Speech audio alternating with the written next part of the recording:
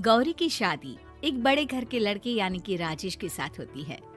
राजेश की 4 बहनें हैं और सभी अपने भाई पर जान छिड़कती है। अरे पापा, ये राजेश के लिए कैसी छोटी सी हिट की लड़की ब्याह लाए आप? हम लोगों का भाई तो राजकुमार है, उसके लिए तो कोई राजकुमारी होनी चाहिए थी। गौरी को ननद की बात बुरी लगती है और वो रोने लगती है। अरे क्यों गला फाड़ रही है? क्या गलत बोल दिया मेरी बेटी ने? एकलौता बेटा है हमारा, समझी? वो तो तेरे ससुर हाँ कराए थे, वरना मैं तो ना करवाती तेरी शादी अपने हीरे जैसे बेटे से। ननदे सास को भरती और सास गौरी से लड़ती। ये क्या है? तुम्हारी बहनें और माँ आए दिन मुझे खरी खोटी सुनाती रहती है। क्यों नहीं बोलते उन लोगों को कुछ? अरे क्या बोलूं? अब उन लोगों का इकलौता भाई और बेटा होना, तो वो लोग थोड़े इमोशनल है मुझे लेकर, समझा करो ना। और कौन सा वो लोग रोज आते हैं ससुराल से? माना एक साथ नहीं आती, लेकिन रोज कोई ना कोई तो खड़ा ही रहता है ना। खैर, जैसे तैसे कुछ साल गुजरते हैं। गौरी एक प्यारे से बेटी की माँ बनती है। सुनिए, हर बात पर ससुर जी से पैसा मांगना ठीक नहीं लगता। आप कोई काम क्यों नहीं करते हैं? काम तो मैंने कभी किया ही नहीं गौरी। पापा के पास इतना पैसा है कि मुझे जरूरत ही नहीं पड़ी।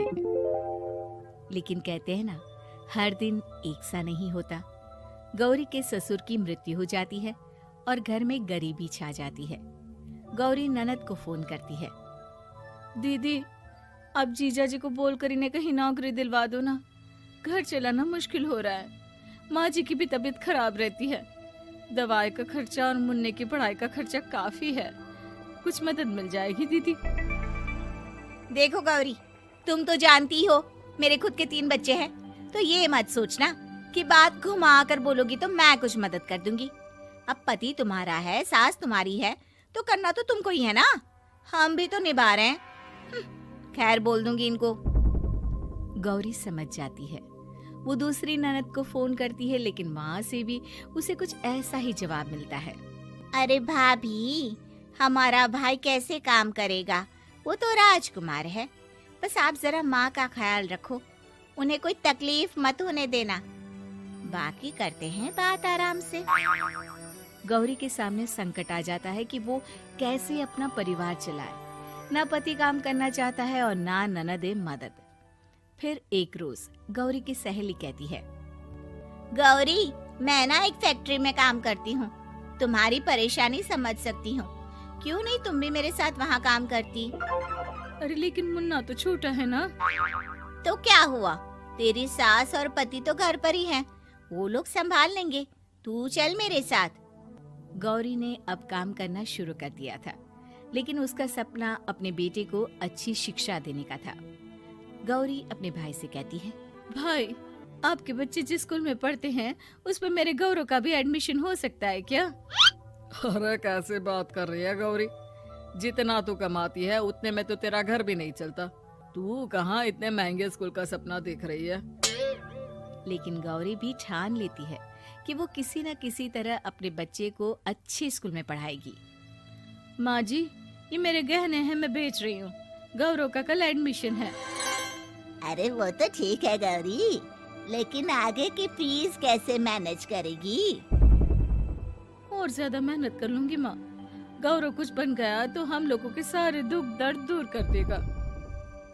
गौरी, हम लोगं ने तुझे गलत समझा, लेकिन तू ही थी जो ये घर लेकर चल रही है, वरना कब की अलग हो जाती। गौरी सास की ओर मुस्कुराकर देखती है। आप भी तो मेरा साथ दे रही हैं ना। अरे कभी खाने में अंडा या मुर्गा भी खिला दिया करो। क्या रोज रोज पत्ता खिलाती रहती हो? अरे शर्म तो आती नहीं? सारा दिन बहू काम करके पैसे लाती है, खुद तो कुछ करता नहीं, ऊपर से मुर्गा खाना है इसको। गौरी अपना घर चलाने के लिए तो पर्याप्त पैसे कमा लेती है, लेकिन बेटे के महंगे स्कूल, कोचिंग और उसकी डिमांड पूरी करने के लिए उसे लोगों से पैसे उधार लेने पड़ते। माँ, मुझे जूडो कराटे की ड्रेस चाहिए। मैं घर के कपड़ों में क्लास नहीं अटेंड करूँगा। और क्या, बिल्कुल, घर की भी कोई ड्रेस होती है क्या? मैं कल ही ला दूंगी। हाँ बच्चा, तू बस मन लगाकर पढ़ाई किया कर। उसके जाने के बाद कहाँ से लाएगी पैसे ड्रेस के? माँ वो पास वाली चाची से कुछ पैसे उधार लूंगी। अरे सभी से तो उधार ले चुकी है तू। कर्जा इतना चढ़ा लिया है कि पूरा जीवन भी कमाएगी तो उतार नहीं पाएगी। अरे माँ जी, गौरव कुछ बन जाए तो मुझे कमाने की क्या जरूरत, फिर तो मैं बस रानी बनकर राज करूंगी। एक दिन गौरव कहता है, माँ मेरी नौकरी लग गई है, वो भी अच्छे पैसों में। अब हम लोगों के बुरे और दुख के दिन जल्दी खत्म हो जाएंगे। गौरी की खुशी का ठिकाना नहीं होता।